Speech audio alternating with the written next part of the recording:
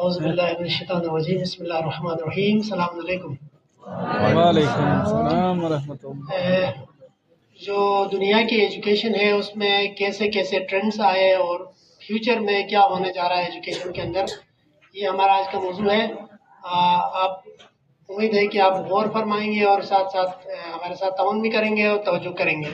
یہاں پر ٹیچرز بھی ہیں اور ماشاءاللہ اسٹوڈنٹس بھی ہیں، یہ آپ کا مستقبل ہے اور مستقبل کے حوالے سے کیا کچھ ہونے جا رہا ہے اس کے حوالے سے چند گزارشات ہیں۔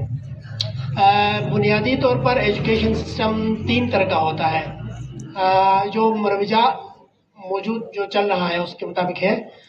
نظام تعلیم کی اقسام میں پہلی قسم ہے معلوماتی اور نقالی نظام تعلیم۔ معلوماتی یعنی کہ انفارمیٹیو ایجوکیشن جس کو ہم کہتے ہیں، یا نقالی کا مطلب ہے کہ دیکھا دیکھی چلنے کے والا نظام۔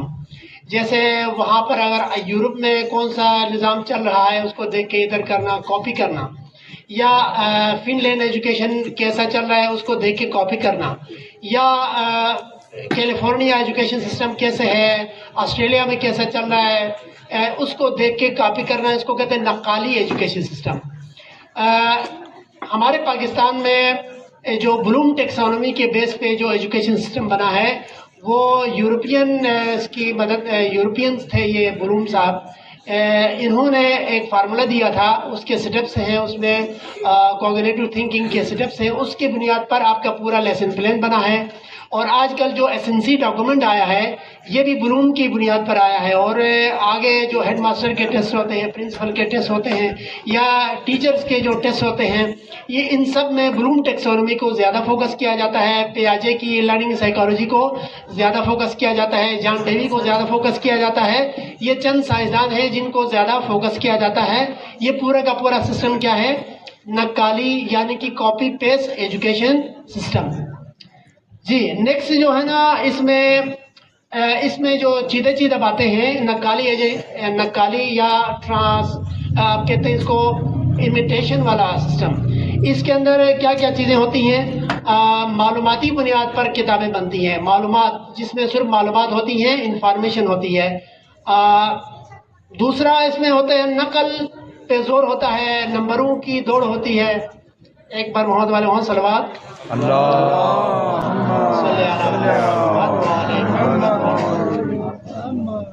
ہم ڈویژن سے اور ریجنل ڈویژن سے، آپ کے ڈسٹرکٹ سے جو آئے ہوئے مہمانان کا تہ دل سے مشکور ہیں اور ان کو خوش آمدید کرتے ہیں۔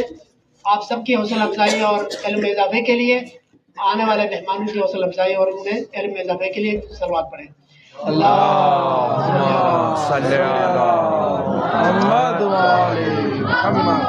جی ہم پہلے قسم کی بات کر رہے تھے کہ جس میں نقالی، جس کو ہم کہتے ہیں نقالی، کاپی پیسٹ کہیں سے دیکھ کے اڈاپٹ کرنا، اس ایجوکیشن سسٹم کی خاص باتیں کیا ہیں؟ یہ انفارمیشن بیس ایجوکیشن سسٹم ہے۔ مثلا آپ مارکیٹ میں جائیں گے، ہو از ہو، وٹ از وٹ، یا CSS کرواتے ہیں یا جو بھی کرواتے ہیں وہ انفارمیشن ہی پوچھتے ہیں۔ انفارمیشن کو یاد کرنے کے لیے جس رٹا لگانا ہوتا ہے، روٹ لرننگ ہوتی ہے، رٹا لگانا ہی ہوتا ہے، اس میں اور کوئی زیادہ تکلیف نہیں کرنی ہے، آپ نے صرف یاد کرنا ہے، آپ کا اور کوئی کام نہیں ہے۔ تیسرا اس میں ہے کہ نمبروں کی دوڑ میں آپ آگے جائیں گے، نمبروں کی دوڑ میں جائیں گے، جو حصول تعلیم ہوگا صرف معاش کا ذریعہ ہوگا، اس میں نوکری کا ذریعہ، کاروبار کا ذریعہ، باہر پیسہ کمانے کا ذریعہ ہوگا۔ ڈاکٹر بنے گا تو وہ سوچے گا کیسے لیبارٹری بھی، ایکس رے مشین بھی، الٹراساؤنڈ مشین بھی، سارا کچھ اپنے ہی آس پاس لگا کے سارا پیسہ میں خود بٹوروں۔ انجینئر بنے گا تو ایسے سوچے گا، ہر یعنی کہ فرد محوری کے اوپر یہ ایجوکیشن سسٹم گھومتا ہے۔ اچھا دوسرا ہے تربیت کے نام پر بھی نقالیت آ جاتی ہے اس میں۔ جیسے ہمارے پاکستانی جو گلگت بلتستان کے یا بلتستان کے جو سکولز ہیں، وہ تربیت کے نام پہ کرتے ہیں کہ ایک مولوی کو رکھا وہ اسلامیات پڑھاتا ہے، اور یہ ایون ہمارے برادران جو ہے نا کوئز مقابلہ کرواتے ہیں، یہ اس میں کیا کرتے ہیں، قرآن کوئز مقابلہ اور توضیح المسائل کوئز مقابلہ۔ اس میں قرآن میں کیا پوچھیں گے؟ سب سے چھوٹی سورت کون سی ہے، سب سے بڑی سورت کون سی ہے، خدا آپ کا بھلا کرے۔ پوچھیں گے کہ قرآن میں آیات کتنی ہیں، وہ بھی غلط۔ قرآن میں سورے کتنے ہیں، قرآن میں سپارے کتنے ہیں، بھائی میں سپارے 120 کرتا ہوں، آپ کو کیا تکلیف ہے؟ ٹھیک ہے، میں نے زیر زبر سے کیا کرنا ہے، زبر کتنے ہیں، زیر کتنے ہیں، یہ ہو گیا انفارمیشن بیس. اسی طرح توضیح المسائل میں بھی انفارمیشن بیس، یعنی کہ ہمارے مذہب کے اندر بھی انفارمیشن بیس، کیونکہ کٹ کاپی بیس ہے تو اسی طرح سے آ جاتی ہے. تو یہ کسی ملت کو اپنی جگہ کھڑا کرنے کا یہ یا کسی ملت کی تربیت کا کے لیے نہیں ہے. یہ انفارمیشن بیس سسٹم جو ہے یہ صرف اور صرف آپ نے انفارمیشن لینا ہے، بعد میں کیا کرنا ہے، مولوی ہوگا، سیاستدان ہوگا، ٹیچر جو بھی ہوگا اپنے مفاد کے لیے ہی لڑے گا، اس میں ملت کے لیے کوئی نہیں لڑے گا. ایک بات. اچھا آگے چلے جی. اس میں تربیت جو ہے نا سدھانے کے لیے، تربیت کے نام پہ سدھایا جاتا ہے. سدھانا ایک ہوتی ہے ٹریننگ، سدھانا ایک ہوتی ہے تربیت ہوتی ہے. تربیت ہوتی ہے ہمیشہ فطرت، جبلت اور طبیعت کی بنیاد پر ہوتی ہے. یہاں پر جو ہے نا یہ جو ہماری تربیت ہے یہ جبری نظام تربیت ہے. جبری نظام تربیت کو کہتے ہیں ٹریننگ. جیسے کتے کو ٹریننگ دیتے ہیں، جیسے طوطے کو ٹریننگ دیتے ہیں، جیسے آرمی والوں کو دیتے ہیں دائیں پھر بائیں پھر، ٹھیک ہے. اس تربیت کو کہتے ہیں سدھانا، اس کو تربیت نہیں کہتے ہیں. تربیت کے اندر جبر کا پہلو آ جائے تو وہ تربیت سرکشی کی عنوان سے چلی جاتی ہے، یہ تربیت نہیں ہے. تیسرا ہے کہ اس میں حصول نوکری یا کاروبار، اس کا ہدف یہی ہوتا ہے.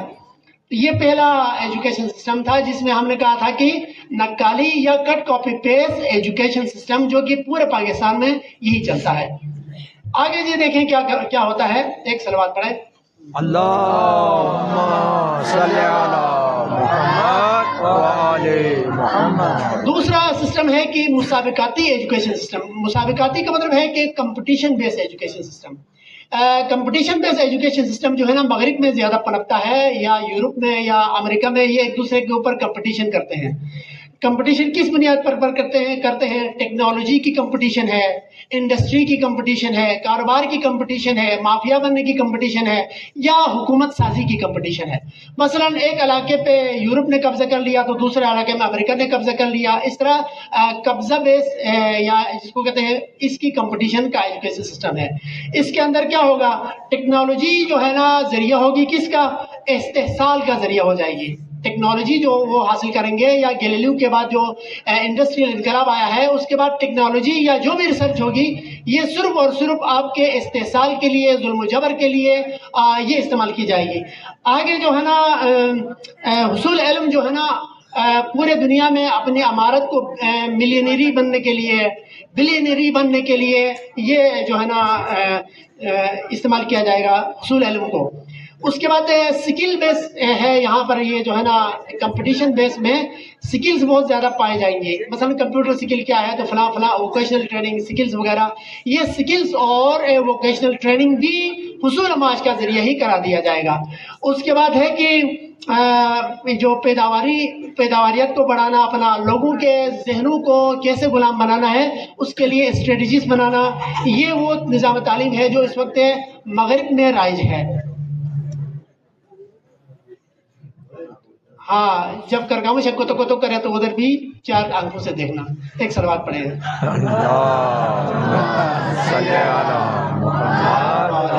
بات جہل پر جاؤں. ایک بلند صلوات پڑھیے. اللہ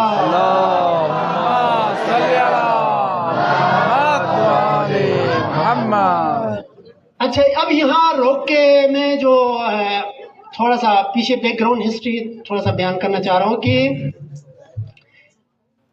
لیٹ 18 سنچری سے لے کر کے ارلی 19 سنچری یہ بنتا ہے 1639 کے بعد. چونکہ فرینچ انقلاب آیا تھا 1639 کے بعد، یعنی کہ انڈسٹریل انقلاب شروع ہوا تھا. یہاں اس سے پہلے ایجوکیشن سسٹم کیا تھا اور اب اس کے بعد کیا ہوا ہے، وہاں سے تھوڑا سا ہسٹری پکڑتے ہوئے آ جائیں گے. اور ہمارے پاس آئیڈیل ایجوکیشن سسٹم کیا ہونا چاہیے اس پر ہم اپنی بات کا اختتام کریں گے. یہ ہے کیا ہے، late 18 century to early 19 century. اس وقت سسٹم تھا ٹریڈیشنل ایجوکیشن سسٹم. آواز پھٹا ٹریڈیشنل کیا تھا، یہ تھوڑا سا میرے ساتھ چلیں. Traditional education system. اس ٹریڈیشنل ایجوکیشن سسٹم کے اندر کیا چیز تھی، خصوصیت کیا تھی؟ Rote memorisation. آپ نے کیا کرنا تھا، کتاب پڑھنی تھی یا سبق پڑھنا تھا، اس کو یاد کرنا تھا اور جا کے اٹینڈ کرنا تھا. ٹھیک ہے. टीचर सेंटर था, ये जो सिस्टम था ये टीचर सेंटर था, टीचर के गिर्द घूमता था, टीचर जो मर्जी पढ़ाए, जो किताब पढ़ाए, जो मर्जी लेक्चर दे दे, वो टीचर की मर्जी के मुताबिक होता था। उसके बाद था कि क्लासिकल सिस्टम था कि वन वे अप्रोच होता था, टीचिंग का वन वे अप्रोच, यानी कि टीचर लेक्चर देता है, मौलवी आके लेक्चर देता है, सियासतदान आके लेक्चर देता है, सुनने वाले बेचारे उठ करके सुनते रहते हैं। ये सिस्टम था। ये कब का था? लेट 18th सेंचुरी से लेकर के 19th सेंचुरी तक।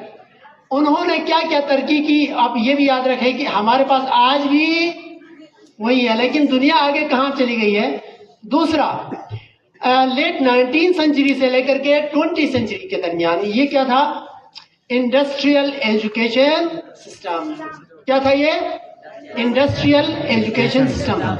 इंडस्ट्रियल एजुकेशन सिस्टम में फिलॉसफी जो रूल करती थी वो फिलॉसफी कैपिटलिस्ट फिलॉसफी रूल करती थी, या जिसको कहते हैं दूसरे मानों में प्रेगमेटिक फिलॉसफी रूल करती थी, या उससे भी सबसे अम्ब्रेला जो फिलॉसफी थी वो कॉलोनियलिज्म था। अगर हम ये कहें कि ये जो यूरोपियन इनकलाब आया है, यूरोपियन इनकलाब के बाद जो एजुकेशन सिस्टम आया है, ये एजुकेशन सिस्टम दुनिया में लोगों को कॉलोनाइज बनाने के लिए आया है, कॉलोनियलिज्म को प्रमोट करने के लिए आया है। अब कॉलोनियलिज्म क्या होगा? कॉलोनियलिज्म ये है कि इस इनकलाब से पहले, फ्रेंच इनकलाब से पहले जो इस्तेमार होता था फर्द होता था। मिसाल के तौर पर यजीद था, फर्द था, एक फर्द से इस्तेमार बनता था। फिरौन था, एक फर्द था। शद्दाद था, एक फर्द था। उस फर्द के गिर्द सारा घूमता था। जब से यूरोपियन इनकलाब आया है तो अब फर्द नहीं होगा, अब होगा माफिया होगा। क्या होगा अभी? माफिया या ग्रुप होगा। ये ग्रुप जो है ना, इसको कहते हैं माफिया। बहुत सारे लोग, मसलन जैसे हमारे इज्तिमा में, हम इज्तिमा वाले आज फैसला करते हैं कि हम पहले जलालाबाद में अपने आप को बनाएंगे, उसके बाद हम में से कुछ जाके सिकरदू पे कब्जा करेंगे, कुछ अस्तोर पे कब्जा करेंगे, कुछ चिलास पे कब्जा करेंगे, कुछ फला फला फला, यानी कि हमारा ग्रुप ही हर जगह पूरे दुनिया में कब्जा करेगा। ये हो गया ग्रुप, ठीक हो गया। इसको कहते हैं माफिया। इस ग्रुप को कहते हैं कॉलोनी। क्या कहते हैं इसको? कॉलोनी। इस फिलॉसफी को कहते हैं कॉलोनियलिज्म। कॉलोनियल फिलॉसफी जो थी उसका सबसे पहला तजुर्बा ईस्ट इंडिया कंपनी थी, जिस कंपनी के जरिए से इन्होंने बरसगीर पर क्या किया था? कब्जा किया था। किन्होंने कब्जा किया था? अंग्रेजों ने। इसका दूसरा तजुर्बा क्या था? 1905 में जब कोलंबस ने अमेरिका दरियाफ्त किया, अमेरिकी जो पुश्तनी बाशिंदे थे, जिनको हम कहते हैं रेड इंडियंस, आज भी अमेरिकी रेड इंडियन मजलूमियत के शिकार हैं। हुकूमत किसकी है? गोरों की। कॉलोनियल निजाम की हुकूमत है, लेकिन जो अमेरिकी पुश्तनी बाशिंदे हैं वो आज भी गुलामाना जिंदगी गुजार रहे हैं। तीसरा तजुर्बा क्या है? ऑस्ट्रेलिया। अमेरिका के बाद क्या हुआ है? ऑस्ट्रेलिया के अंदर जाके आज ऑस्ट्रेलिया के पुश्तनी बाशिंदे जो हैं या आबाई बाशिंदे जो हैं आज भी महकूम है। हुकूमत किसकी है? कॉलोनियल्स की। अमेरिका में हुकूमत कॉलोनियल्स की। एक बरसगीर में हुकूमत किसकी थी? कॉलोनियल की। वो तो खैर 1947 के बाद आज़ादी मिल गई, लेकिन आज़ादी के बाद क्या हुआ? आया कॉलोनियल निकल गए या उन्होंने किसी और शक्ल में अपने वजूद को बरकरार रखा? ये नेक्स्ट स्टेप पे आएंगे। एक सलवात पढ़े।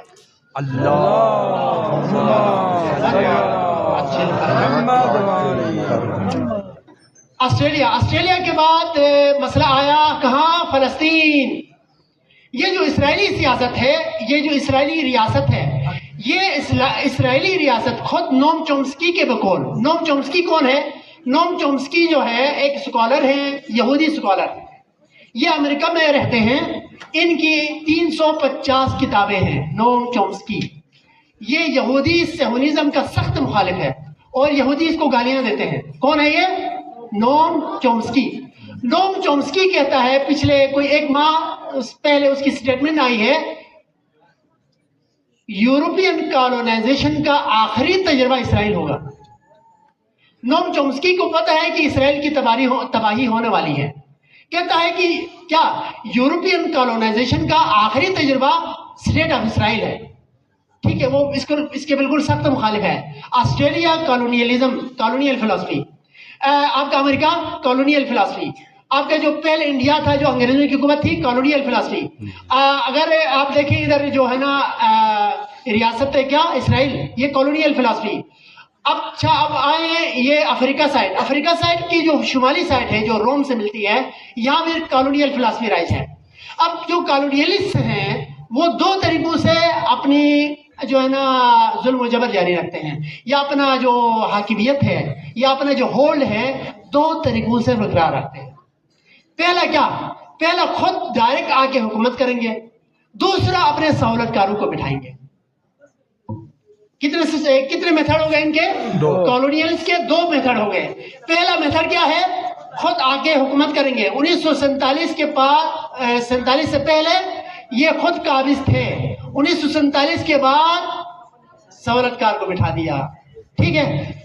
اچھا اب چلے افریقہ میں، سوڈان، آپ کا دیگر افریقی آج جتنے کنٹریز ہیں سہولت کار ہیں۔ کن کے سہولت کار ہیں؟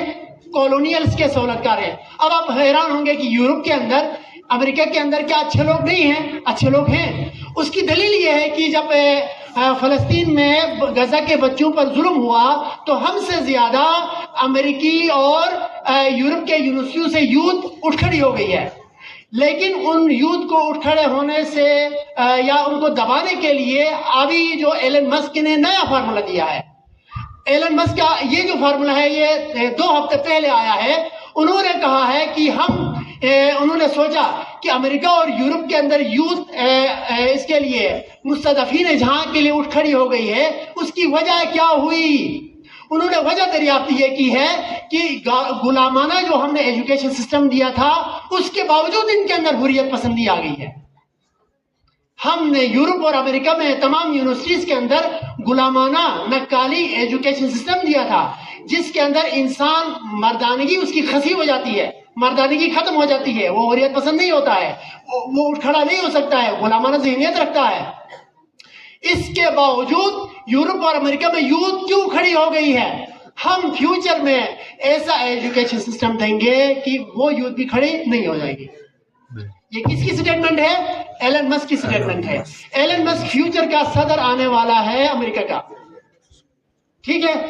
تو اس نے جب وہ آیا تو مقامتی بلاک کے لیے اور سب سے مشکل کھڑے ہونے والی ہے، وہ ہو جائے، کوئی بات نہیں ہے۔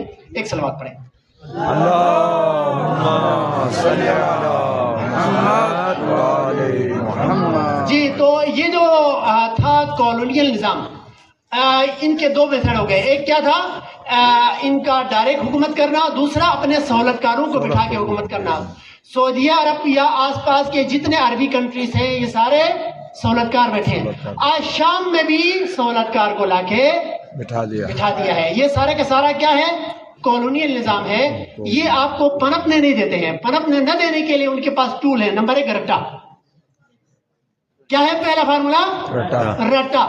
اب رٹیں گے، آپ سوچیں گے نہیں تو آپ کیا کریں گے؟ امریکہ میں پوسٹ ماڈرنسٹ فلسفی میں ایک عظیم سکالر ہے، اس کا نام پی فریرے۔ پی فریرے کہتا ہے اگر کوئی لیڈر ڈائلاگ نہیں کرتا ہے، یعنی کہ اپنے اسٹوڈنٹ سے، مثلا میں ٹیچر ہوں، میں آپ سے اظہار خیال نہیں کرواتا ہوں، آپ سے سوال نہیں پوچھتا ہوں، آپ کو بولنے کا موقع نہیں دیتا ہوں، تو پی فریرے کہتا ہے وہ لیڈر جو اپنے ماتحتوں کو بولنے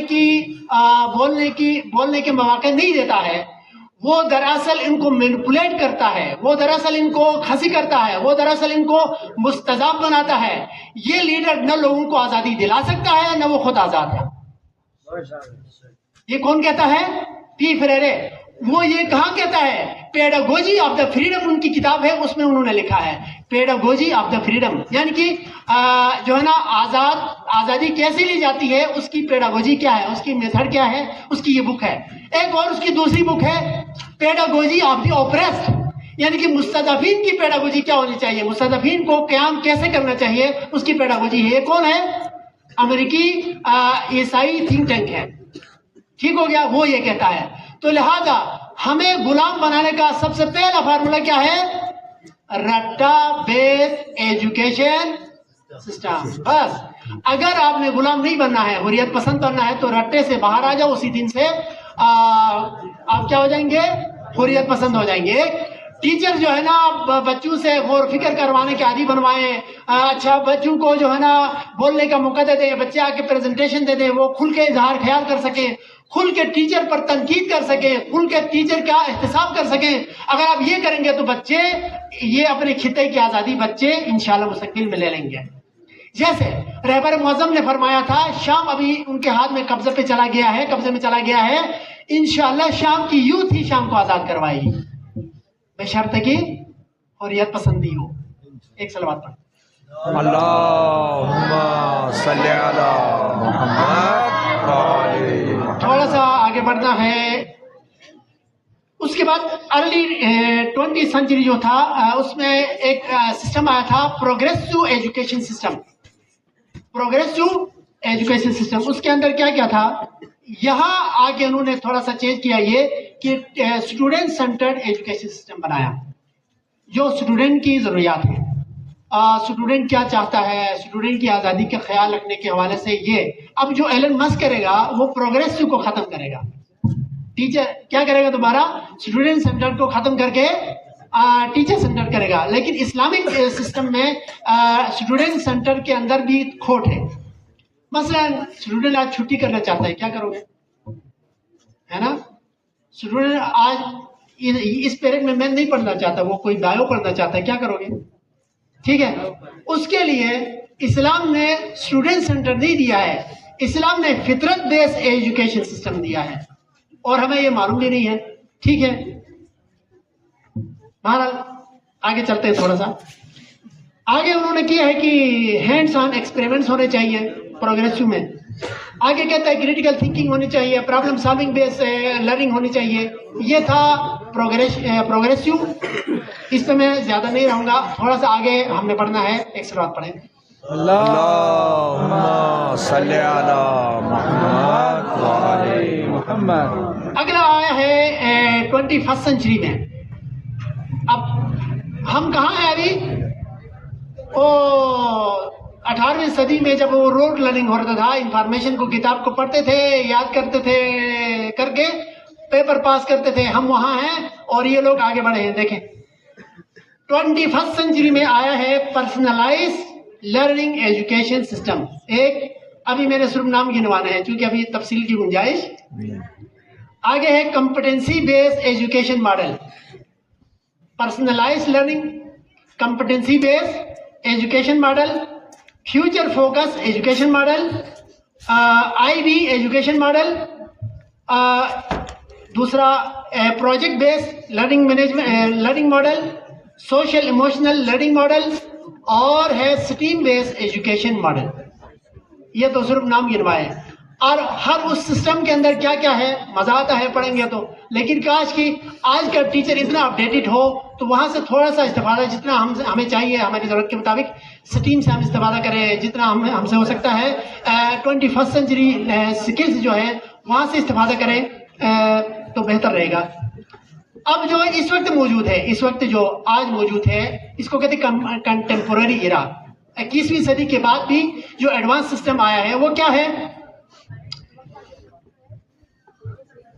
اے آئی بیس لرننگ ماڈل. اے آئی بیس لرننگ سسٹم کے اندر 3 چیزیں ہیں. ایک ورچوئل ریئلٹی، دوسرا ہے آگمنٹڈ ریئلٹی. سٹیم کو اے آئی کے ساتھ ٹچ کیا ہے انہوں نے. سٹیم کا مطلب ہے سائنس، انجینئرنگ، میتھ، یہ مل کے سسٹم بنتا ہے. اس کو پھر آرٹ کے ساتھ ملا دیں تو آرٹ کو پھر اے آئی کے ساتھ ملا دیں تو یہ چاروں ملا کے ایک بنتا ہے کیا، ورچوئل ریئلٹی. ورچوئل ریئلٹی میں آج کا اسٹوڈنٹ کیا کرے گا، اپنے سر پہ ایک کھول پہنے گا، اس کھول کے اندر ایک اسکرین ہوگا، اپنے آپ کو سمندر کی گہرائی میں پائے گا، اپنے آپ کو سولر سسٹم کے بہت بلندیوں میں پائے گا. وہاں جا کے کھوج لگائے گا، اندر مواد ہوگا اے آئی کا مواد جو اس کو پڑھایا کرے گا. وہ اپنے آپ کو ہوا میں بالکل خلا میں محسوس کرے گا، سمندر کی گہرائی میں محسوس کرے گا، وہاں کیا کیا ہوتا ہے لرننگ کرے گا. اس کے بعد اس کو پھر ٹچ کیا ہے کس کے ساتھ، آگمنٹڈ ریئلٹی کے ساتھ. کیا کیا ہے، اس ورچوئل ریئلٹی کو ایکچوئل ریئلٹی کے ساتھ ملا کے تیسرا آئے گا وہ ایجوکیشن سسٹم ہوگا. ٹھیک ہو گیا. اس کے بعد اے آئی ماڈل میں آگے کیا ہوگا، پھر اے آئی ماڈل میں آگے یہ ہوگا کہ ادھر مسلم بول رہا ہے، اس کی شکل ہے، آواز مسلم کی ہے، لیکن مسلم ادھر نہیں ہے. لیکچر میری شکل کا ایک بندہ ادھر میری آواز کے ساتھ لیکچر کر رہا ہوگا، اور ابھی تو یہ جب آئے گا نا تو سکول میں 2 ٹیچر رکھ کے بس پورا سکول چلا ہوا ہے کر کے، کسی کو رکھنے کی ضرورت نہیں ہے. وہ ایک روبوٹ کو کھڑا کرو، شکل وہی ہوگی، باقی سارا ایجوکیشن وہ دے کے چلا جائے گا. ٹھیک ہے، تو اسی طرح سے اے آئی بیس ایجوکیشن ماڈل، اس کے اندر بھی بہت سارے چیزیں ہیں. ابھی جو پچھلے دنوں انگلینڈ میں انہوں نے باقاعدہ کلاس روم کو اوپن کیا. کلاس روم ٹیچر لیس بک لیس انوائرمنٹ ہے. کیا ہے یہ؟ آج کا لیٹسٹ ایجوکیشن سسٹم ہے. یہ 2 ہفتہ 3 ہفتے پہلے میں نے دیکھا ہے، کہ ادھر جا کے نہیں دیکھا ہے، پھر آپ یہ نہ کہیں کہ اچھا وہ دیکھا ہے میڈیا میں. تو انگلینڈ کے اندر کلاس روم کھلا ہے، اسٹوڈنٹ ہے، ٹیچر نہیں ہے. تو یہ کیا ہوگا؟ ٹیچر لیس بک لیس لرننگ انوائرمنٹ. اب بچہ آزادی سے جو ٹاپک جب جیسا جو ٹاپک مرضی پڑھ لے، لیکن اس کو ایک سکول میں 2-3 جو کوآرڈینیٹر ہوں گے، وہ کوئی پرائمری کا ہوگا، کوئی مڈل کا کوآرڈینیٹر ہوگا، کوئی 2-3 کلاس ملا کے کوآرڈینیٹر بنائیں گے، بنا کے بچوں کو آزادی دیں گے، بس آپ نے پڑھنا ہے. لیکن ان کے لیے کیا کریں گے؟ مائل سٹونز کو جو ہے نا سٹیپ وائز کلیئر کریں گے. بچے آ کے خود اپنا مائل سٹون دیکھیں گے، وہ مائل سٹون اچیو کریں گے، نیکسٹ مائل سٹون کی طرف چلے جائیں گے، پورا آزادی ہو جائے گی. ویسے بھی آج کل class room is every where, knowledge is every where, book is every where, teacher is every where. ٹھیک ہے، تو یہ جب سسٹم آیا ہے، اور ہم کہاں کھڑے ہیں؟ رٹے میں. وہ 17ویں صدی والا رٹے میں ہم کھڑے ہیں. انہوں نے کتنا آگے تیز ترقی کیا ہے. یہ تو رخ تھا دنیا کا. اب میرے خیال میں میرے پاس کتنا ٹائم ہے؟ اچھا 10 منٹ ہے میرے پاس. ٹھیک ہے، ایک صلوات پڑھیں جلدی سے. اللہم صلی علی محمد وعلی محمد. اچھا، اب ہم نے کیا کرنا ہے؟ ہم نے اپنے لیے کچھ مائل سٹون طے کرنے ہیں. وہ مائل سٹون میں بتاتا ہوں، اور اس کے ساتھ اس کی اسٹریٹجی بتاتا ہوں. بات ختم. سب سے پہلے ہمارے پاس ہم نے چونکہ اس وقت جو مغرب ہے یا مغربی نظام یا کالونیل سے ہیں، ماشاءاللہ امریکہ میں 20ویں صدی کے بعد 21ویں صدی جب چل رہی تھی، تو جو پوسٹ ماڈرنسٹ کچھ فلاسفر تھے یا کچھ تھنک ٹینک تھے، وہ مل بیٹھ کے انہوں نے سوچنا شروع کیا، آخر ہم کب تک مستضعف بنتے رہیں گے، کب کالونیلز ہمارے اوپر حکومت کرتے رہیں گے. ہم ایسا کرتے ہیں کہ چھوٹے چھوٹے گروپ بنا کر ایجوکیشن پہ کام کریں گے. کچھ وقت کے بعد ان کالونیلز کو مار بگائیں گے. یہ انہوں نے تو بیٹھک کی ہے. اب ہم بھی بیٹھک کریں تو اچھی بات ہے. اگر ہم کریں تو کس میں کریں؟ تو قرآن ایک حل دیتا ہے، یا معاشر الجن والانس ان استطعتم ان تنفذوا من اقطار السماوات والارض. اے جنوں اور انسانوں، تم چاہو تو آسمان کے مداروں میں نفوذ کر سکتے ہو. بسم اللہ کرو. ٹھیک ہے، ان تنفذوا، اگر تم چاہو، تنفذوا نفوذ کرو، من اقطار السماوات والارض، آسمانوں اور زمینوں کے مداروں میں، آربٹس میں، مریخ کا آربٹ جا کے، مطلب گلیکسیز کے آربٹس میں اگر جانا چاہو تو جا سکتے ہو، الا بسلطان. شرط کیا رکھی ہے؟ سوائے سلطان کے باقی نہیں. اگر تمہارے پاس سلطان ہے تو تم جا سکتے ہو، اگر سلطان نہیں ہے تو تم نہیں جا سکتے ہو. اس کا مطلب ہے کہ خدا نے اپنی کائنات کی تسخیر کے لیے کوئی شرط نہیں رکھی ہے سوائے ایک کے، سلطان. اب یہ سلطان کیا ہے؟ امام علی سے پوچھا گیا، مولا سلطان کیا ہے؟ کہا العلم سلطان. کیا ہے؟ العلم سلطان. تو لہذا علم واحد راستہ ہے آگے بڑھنے کا. لیکن کون سا علم؟ علم 2 قسم کے ہیں. ایک حصولی علم ہے جو کہ کتابوں سے، ٹیچر سے رٹا انفارمیٹو علم ہے، یہاں سے لیا جاتا ہے. ایک ہے تحقیقی علم جو ریسرچ سے لیا جاتا ہے. کون سا سلطان بننے کے لائق ہے؟ رٹا والا یا تحقیقی والا، ریسرچ والا؟ ہاں شاباش. تحقیقی یا ریسرچ بیس ایجوکیشن سسٹم جو ہے یہ سلطان بناتا ہے انسان کو. مثلا اس کی مثال ہے ایلن مسک. ایلن مسک کہتا ہے کہ میں چاند میں ایٹمی دھماکے کروں گا، ہائیڈروجن بم کے دھماکے کر کے پانی کو وجود دے دوں گا. ٹھیک ہے، پانی کو وجود دینے کا کہاں؟ مریخ میں، چاند میں پانی کو وجود دینے کا سوچ رہا ہے. کس کی وجہ سے؟ سلطان کی وجہ سے. اور وہ کیا کہتا ہے؟ ایلن مسک کہتا ہے میرے اسکول کے میرے بچے کوئی ڈیفینیشن یاد نہیں کریں گے. What is photosynthesis? Photosynthesis is the photosynthesis is the photosynthesis. نہیں کریں گے. What is transpiration? What is respiration? نہیں کریں گے. ڈیفینیشن کو یاد نہیں کریں گے. میں بچے کو پرابلم دوں گا حل کرے گا، پرابلم دوں گا حل کرے گا، پرابلم دوں گا حل کرے گا. وہ تو قرآن نے بھی دیا ہے. فَإِذَا فَرَغْتَ فَانْصَبْ وَإِلَىٰ رَبِّكَ فَارْغَب.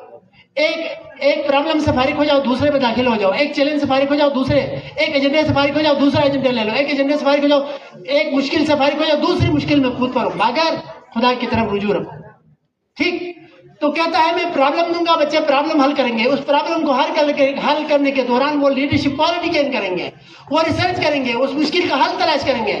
تو میرے بچے مریخ تو کیا آگے سولر سسٹم کو تسخیر کریں گے. بے اور آپ لگاؤ رٹا. ٹھیک ہے، نمبر لے لو بہت سارے، نقل سے ہو، حرام سے ہو، حلال سے ہو. ٹھیک ہے، بنو ڈاکٹر. ڈاکٹر بن کے الٹراساؤنڈ بھی اپنی رکھو، لیبارٹری بھی اپنی رکھو، ایکس رے بھی اپنی رکھو. مریض جلال آباد سے ڈبہ بک کر کے جاتا ہے ادھر، سارا اسے چوش کر کے ڈبے والے کو کرایہ بھی نہیں ملتا ہے. ٹھیک ہے، ایسے ڈاکٹر بنو، مزہ آئے گا. ٹھیک ہو گیا، رٹا لگاؤ، مزے کرو، نمبر لے لو اور اچھے ایڈمیشن لے لو. اور ایلن مسک آپ کے اوپر کیا کرے گا؟ ڈاکٹر بنو، جو مرضی بنو، حکومت وہ کرے گا. حکومت اس کے پاس ہوتی ہے جو ریسرچ کرتا ہے. حکومت اس کے پاس ہوتی ہے جو آزاد ہوتا ہے، حریت پسند ہوتا ہے. رٹا لگانے والے آزاد نہیں ہوتے ہیں، رٹا لگانے والے رزق نہیں لیتے ہیں. ایک سلوات پڑھو. اللہم صلی علی محمد وآل محمد. ہم نے اب طے کیا کہ ہم رٹے کو خدا حافظ کہیں گے. وعدہ ہے میرے ساتھ؟ کوشش کریں گے ٹیچر بھی اور اسٹوڈنٹ بھی رٹے کو آہستہ آہستہ، ایک ساتھ نہیں، جذباتی نہ ہوں، آہستہ آہستہ ایک ساتھ. رٹے سے آزادی دراصل غلامی سے آزادی ہے. ٹھیک ہے، تو پہلا سٹیپ بھائی ہماری ملت کے لیے جو ایجوکیشن سسٹم ہوگا اس کو دھیرے دھیرے ترقی کرنے کے لیے جہاد علمی برائے، بولو، جہاد علمی برائے بقائے ملت. کیا ہے؟ ہاں، پہلا سٹیپ جہاد علمی برائے بقائے ملت. پہلے اگر آپ غور کرو، اس وقت ہماری شناس زبان ختم ہو رہی نہیں ہو رہی ہے؟ ہمارا کلچر ختم ہو رہا ہے نہیں ہو رہا ہے؟ دوسروں کے ویلیوز آ رہے نہیں آ رہے؟ پہلے اپنی بقا کی سوچو. ہمارا شناخت گئی، ہمارا کلچر گیا. گلگت بلتستان کا یہ کلچر ہے کہ صرف نتیجوں کے فت بھی، باقی سب کچھ گیا. ملت کی بقا کا پہلے سوچو. تو سب سے پہلا سٹیپ بنے گا ایسا نظام تعلیم جو ہماری ملت کو اس کی بقا کا ضامن ہو. تو لہذا جہاد علمی برائے بقائے ملت. نمبر 2، ہاں لیکن اس کی اسٹریٹجی کیا ہوگی؟ بقائے ملت، اس کے لیے دفاعی اسٹریٹجی ہوگی، جہاد قلبی کی دفاعی اسٹریٹجی. اس کی تفصیلات میں شیئر نہیں کروں گا، ٹائم نہیں ہے. دوسرا ہے کہ اگر ہم نے یہ کراس کیا، اپنے کلچر کو محفوظ کرنے میں کامیاب ہو گئے، اپنی زبان کو محفوظ کرنے میں کامیاب ہو گئے، اپنے ویلیوز جو اسلامی ویلیوز تھی ان کو محفوظ کرنے میں کامیاب ہو گئے، تو دوسرا ہے جہاد علمی برائے بیداری ملت. دوسرا بتاؤ، جہاد علمی برائے بیداری ملت. بیداری ملت میں یہ ہوگا کہ مثلا اوشکن داس، جلال آباد، گنیور یا آس پاس مل کے انہوں نے اپنی بقا کو ثابت کیا تو لوگ کہیں گے یار واقعی انہوں نے اچھا کام کیا، انہوں نے اپنے کلچر کو کم از کم باقی رکھا ہے، انہوں نے اپنی زبان کو باقی رکھا ہے، انہوں نے یہ چیز کو باقی رکھا ہے، انہوں نے اسلامی ویلیوز کو باقی رکھا ہے. یہ زبردست، یہ قابل تقلید ہے. لوگ بھی بیدار ہو جائیں گے. اس کے لیے جو اسٹریٹجی ہوگی وہ کیا ہوگی؟ آگاہی اسٹریٹجی. پہلی کون سی تھی؟ دفاعی اسٹریٹجی. اس وقت سب متوجہ نہیں ہے، جلد زور سے صلوات پڑھو. دوبارہ سے پھر میں ریپیٹ کرتا ہوں، ابھی جرمانہ ہے.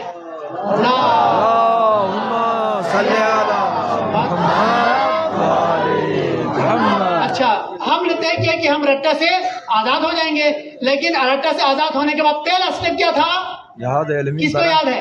جہاد علمی برائے جہاد علمی برائے ملت، بقائے ملت۔ دوسرا بقائے ملت کے لیے اسٹریٹجی، دفاعی اسٹریٹجی، قلبی دفاعی اسٹریٹجی۔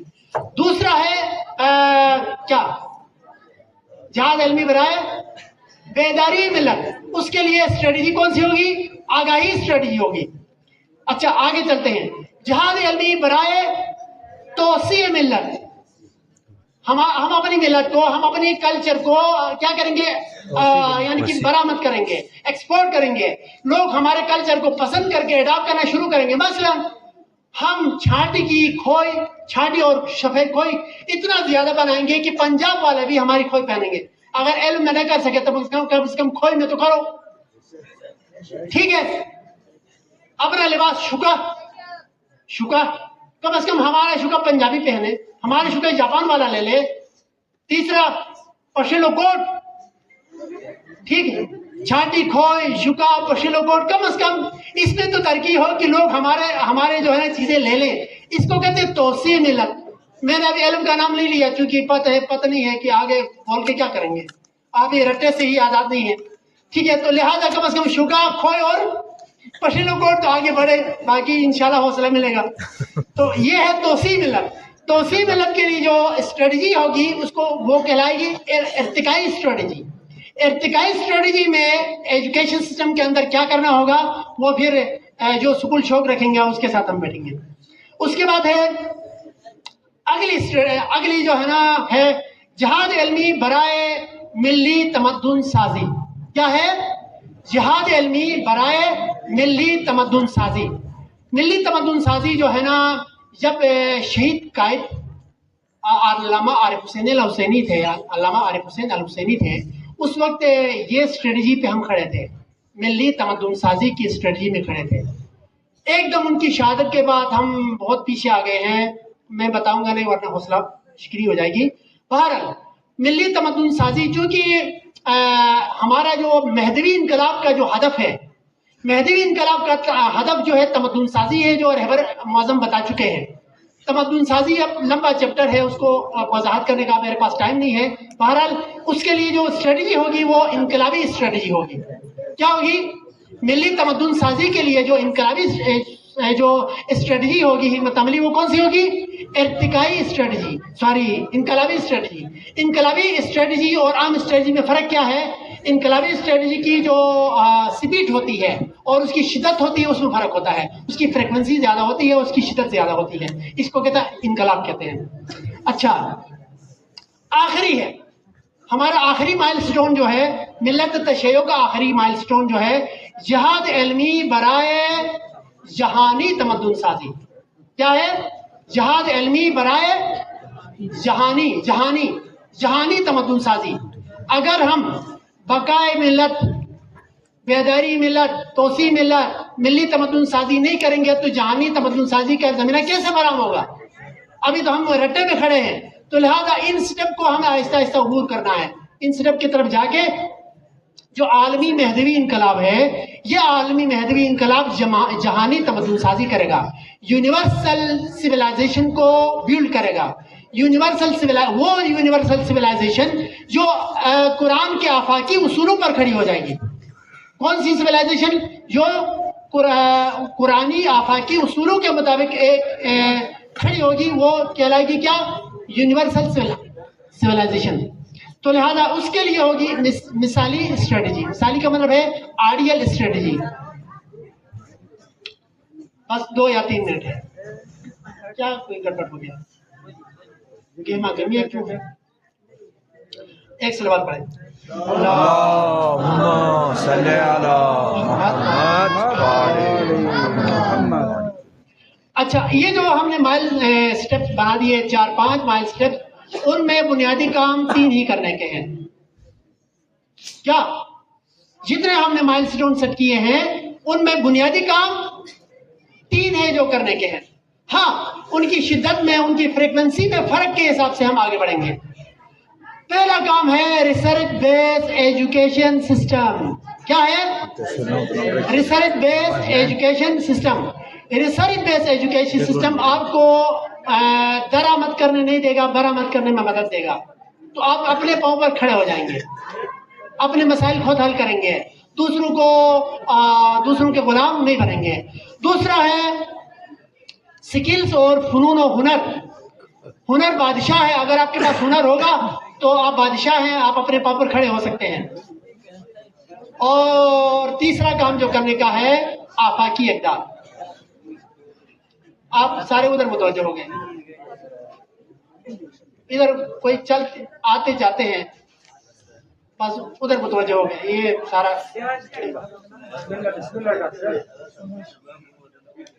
सलावत पढ़ो। अल्लाहुम्मा सल्ली अला मुहम्मद।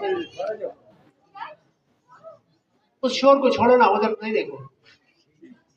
जी बताओ कि बुनियादी काम 3 करने के कौन से हैं?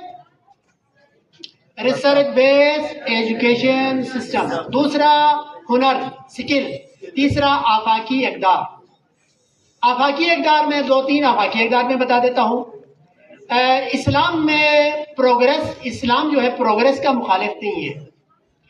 यूरोप में भी प्रोग्रेस है, इस्लाम भी प्रोग्रेस चाहता है। फर्क क्या है, कोई बता सकता है? यूरोप में भी प्रोग्रेस है, अमेरिका में भी प्रोग्रेस से तरक्की है ना। इस्लाम कौन सी तरक्की चाहता है जो यूरोप में नहीं है? प्रोग्रेस विद इक़दार के साथ हो तरक्की, प्रोग्रेस विद तरक्की। यूरोप में तरक्की है, मगरिब में तरक्की है, या जापान में तरक्की है, चाइना में तरक्की है। कौन सा खला है जो बाकी है, जो कमी है, जिसने पूरा होना है, वो बताना है। प्रोग्रेस विद देश, बताएं कौन है? Progress with justice. क्या? Progress with justice. वर्क काम, जैसे कायद-ए-आज़म ने फरमाया था, काम काम काम और बस काम, मगर विद जिस तरह ना। प्रोग्रेस विद जहाज लाइक मैनर। जहाज लाइक मैनर, संतरी जो होता है, जहाज में संतरी वो बैठता है क्या? नींद आ सकती है उसको? रहबर मुअज़्ज़म फरमाते हैं, रहबर मुअज़्ज़म, अगर दुनिया ईसाईयत को मालूम हो जाए, दुनिया ईसाई दुनिया को मालूम हो जाए कि यहूदी उनके साथ क्या जुल्म कर रहे हैं, मालूम ही नहीं है। मसला तो ये है, दुनिया ईसाईयत को मालूम ही नहीं है कि यहूदी उन पर जुल्म नहीं कर रहे हैं। रहबर फरमाते हैं दुनिया ईसाईयत को अगर मालूम हो जाए कि यहूदी उनके साथ क्या जुल्म कर रहे हैं तो ईसाइयों की नींद हराम हो जाएगी। हमारे लिए क्या फरमाना चाहिए? ठीक है, तो लिहाजा हम देखें वहां पर खड़े हैं, रट्टा बेस्ड एजुकेशन सिस्टम में खड़े हैं। तो progress with justice, work with जहाज लाइक मैनर। ठीक हो गया। तो ये कुछ गुजारिशात थी, अगर किसी का सवाल है तो आप पूछ सकते हैं।